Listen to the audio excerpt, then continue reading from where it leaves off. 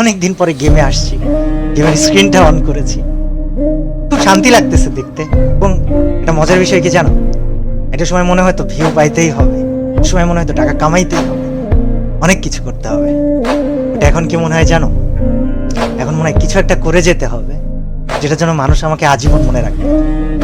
আগে অনেক কিছুতে ভয় পেতাম, আর এখন জাস্ট একটা কথা বলি যে আগে ভয় পেতাম বা কাউকে থামাইতে হলে চিল্লা পাল্লা অনেক কিছু করতাম, এখন সবচেয়ে ধীর স্থির ভাবে, সবচেয়ে নরম কণ্ঠে, সবচাইতে ইফেক্টিভ কাজগুলা করে দেখাইতে চাই।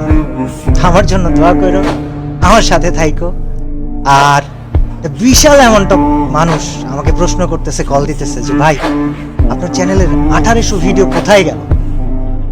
ওয়েল, কোথায় গেল কি হলো তোমাদেরকে বলবো না, তবে বিষয় হচ্ছে যে একটা পরিকল্পনা ছিল, আছে। আমার জন্য দোয়া করো যেন আমি পরিকল্পনাটা বাস্তবায়ন করতে পারি, এবং তোমরা আমাকে মনে রেখো আজীবন। আমি তোমাদেরকে আসলে অনেক ভালোবাসি, কিন্তু তোমাদের থেকে বেশি ভালোবাসি আমি আল্লাহকে। আমার পরিকল্পনাটা অবশ্যই থাকবে, তবে আছি আমি কিছুদিন তোমাদের জন্য, সাথে থেকো। আর অফিসিয়ালদেরকে আমি বলবো, আপনারা যদি আমার এই ভিডিওটা দেখে থাকেন, আমাকে খারাপ ভাইবেন। আমি কমিউনিটি, গেম, এটা আমার কাছে খুবই ভালোবাসার জায়গা। আপনাদেরকে আমি অনেক সম্মান করি, অনেক রেসপেক্ট করি। আর আপনাদেরকে না দায়িত্ববান হতে হবে। অর্গানাইজার্স, আপনাদেরকে দায়িত্ববান হতে হবে। স্পোর্টস প্লেয়ার, তোমাদেরকেও দায়িত্ববান হতে হবে। এবং আমি নেতা হতে আসিনি, কিন্তু আমি সবাইকে সাথে নিয়ে কিছু পরিবর্তন করে যাব ইনশাআল্লাহ।